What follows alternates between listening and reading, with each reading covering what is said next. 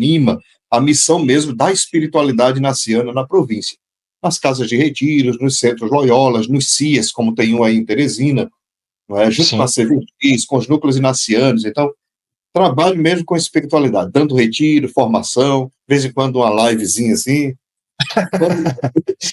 Eu escrevo algumas coisas. Sim, vamos depois depois a gente vai falar dos seus livros, onde a gente encontra, né? Como a gente pode ter acesso a eles.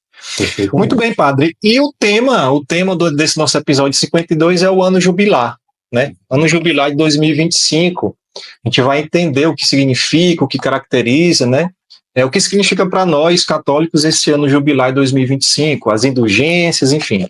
Já vai entrar nesses aspectos.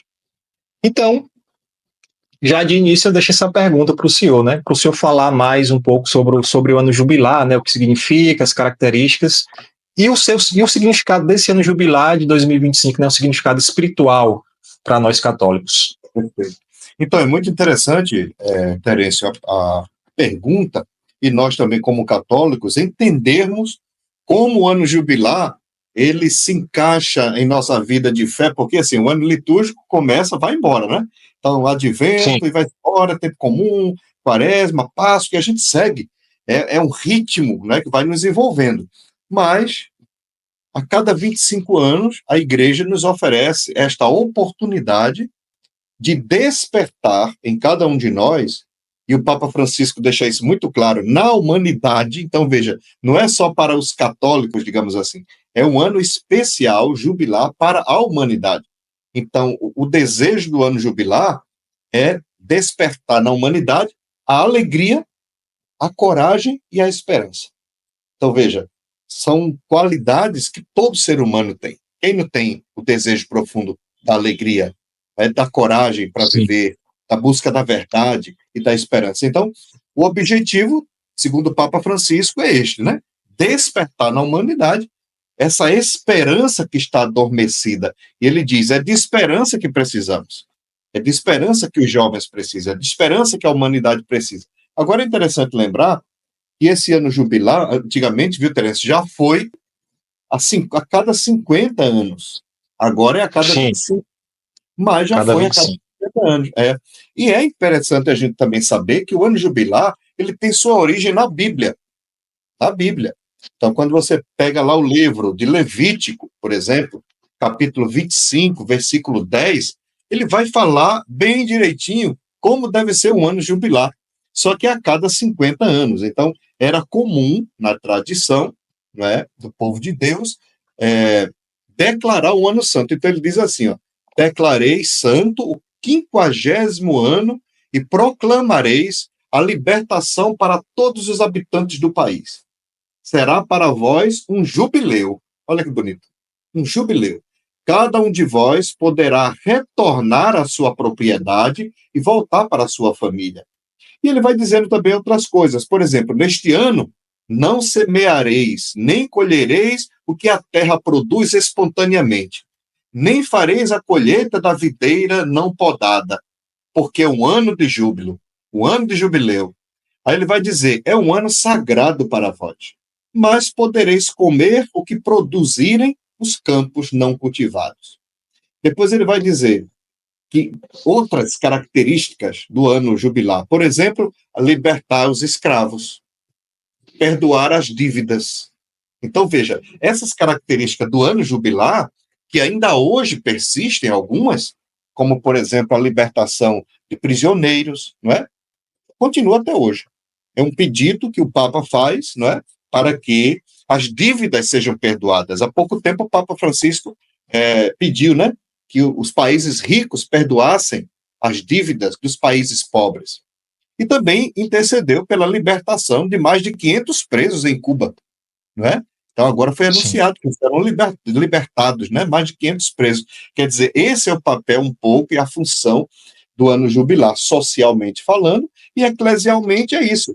É despertar na humanidade, despertar em nós essa esperança nova, essa alegria, essa coragem para viver uma vida centrado em Jesus, né? Já que vivemos um tempo um pouco meio desorientado, as pessoas um pouco meio desorientadas também, com corações sedentos. Então, o Papa Francisco convida a esperança. Sim. A esperança, sim, nesse sentido, né, das promessas, né, das promessas que vão se cumprir de Deus para nós, né, as promessas que Deus fez para nós, né.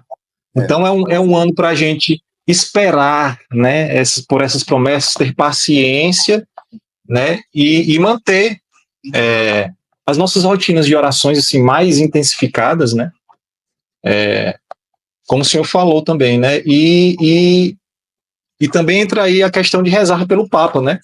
Para ele passar também por esse período, ter essa força e a coragem de passar por esse período, né? Tem uma bula, né, que foi lançada, eu acho que foi lançada em novembro, se não estou enganado, passado, que é a bula de proclamação do jubileu, que vale a pena ler, tá grátis, no site do Vaticano, tem em português, e o nome da bula é Spes non confundit, ou seja, a esperança não engana. Não me engana. Então é isso, é um ato de espera que não ilude. O ato de esperar, de celebrar o jubileu, é o ato de aderir a uma esperança que brota de Cristo e que culmina no próprio Cristo. Ele é a nossa esperança, não há outra esperança. Então, quando ele diz lá, né, da fala dele, quando ele apresenta a bula, ele diz: a sociedade está mergulhada no presente. Ela não olha para o futuro. Então, ela vive do agora. Então, quem vive do agora já perdeu a esperança. Não sabe esperar. Não tem essa atitude de confiança, de se lançar em Deus, de esperar em Deus, porque ela é detentora do agora e ela, ao mesmo tempo, constrói o seu agora. Ela confia na sua força. Então, uma sociedade mergulhada no presente não olha para o futuro e, ao mesmo tempo, não tem esperança.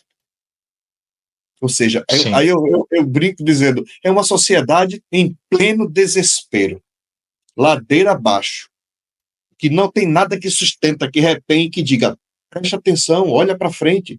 Então, o ano jubilar, esse ano santo, tem esse desejo de orientar, de convocar quem tem sede, quem tem fome de Deus, das coisas do alto, para isso. Eu diria, corações sedentos e famintos, não é? Da verdade, da esperança, da bondade, da beleza, como diz o Papa Francisco. Então, convoca todas essas pessoas. Agora, é claro, é como você disse, o ano jubilar, ele também nos dá um cômpito, digamos assim, nos dá um compromisso. Né? É um compromisso. Sim. E aí tem uma série de coisas que o cristão católico é convidado a praticar, a pôr em dia, ou colocar em prática para que participe com melhor qualidade do ano jubilar. Porque não é só passar por porta, não, né? Tem porta e passa por porta. Tem gente que vai passar em todas, né? Todas as portas. A gente passa em todas as portas. E passa filmando, passa tirando foto, faz pose. Tudo bem, não tem problema. É bom. Agora, para que os efeitos do ano jubilar, de fato, nos afetem a cada um de nós, é preciso entender o que a igreja pede para o cristão católico, né? Então, tem uma série de coisas aí. Que cai dentro desse aprofundamento no relacionamento com Cristo, né?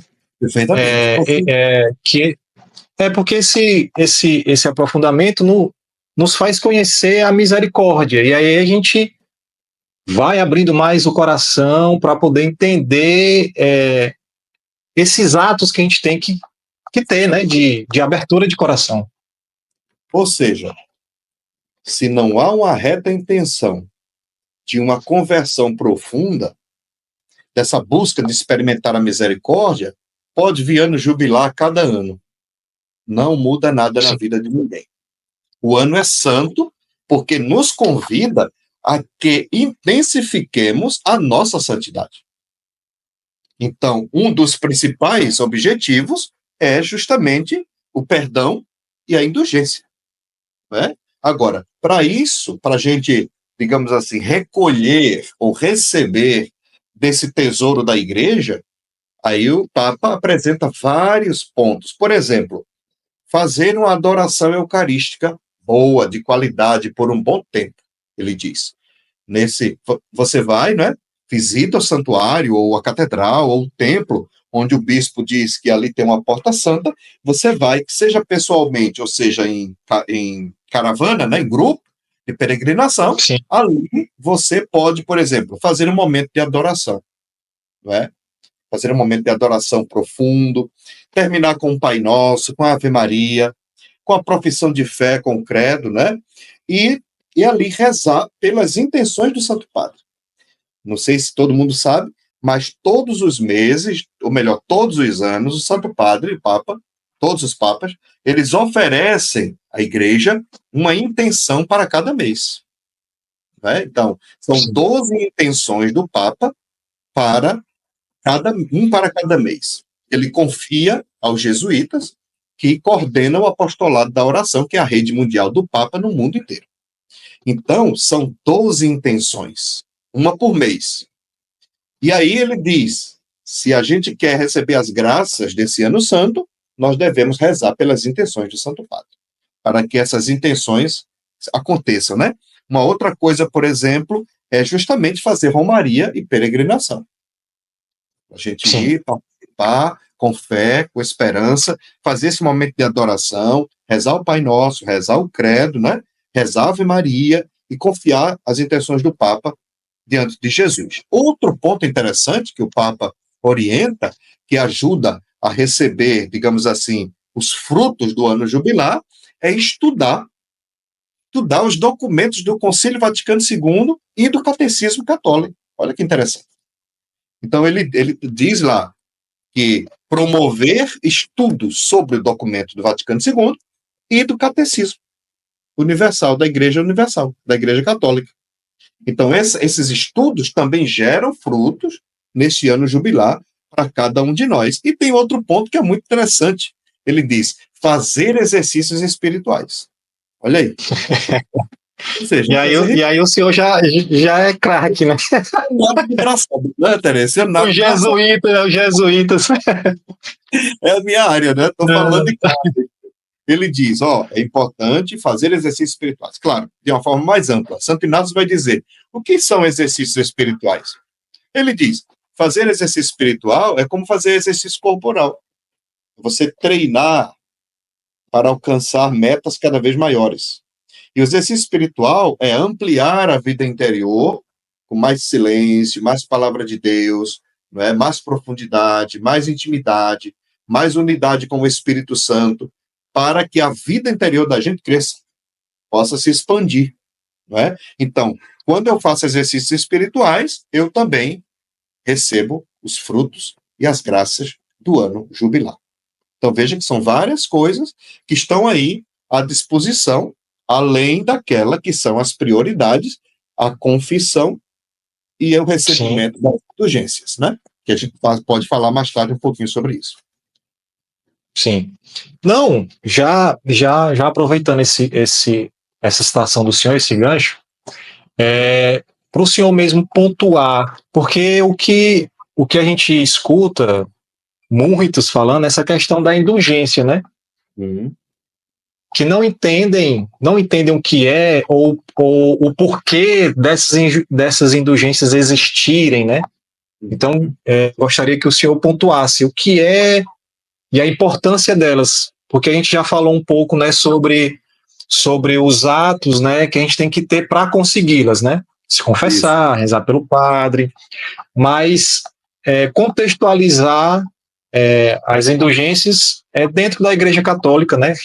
Como é que a gente pode entender e fazer essa galera entender a importância das indulgências? Né? Isso, perfeito. Então, aí, mais uma vez, se o nascimento do ano jubilar está na história do povo de Deus, eu diria, para a gente entender o caminho das indulgências, a gente precisa ir na igreja primitiva, na igreja nos primeiros séculos, não é? Porque, eu não diria nem na primitiva, mas nos primeiros séculos ali, não é? Com a organização dos sacramentos. O que acontecia? A penitência, como é que acontecia? Quando a gente ia confessar, chegava o pecador na igreja antiga e ele ia em busca do padre, né? Ele ia em busca do padre. Então ele dizia, eu quero me confessar. Ok. Então o padre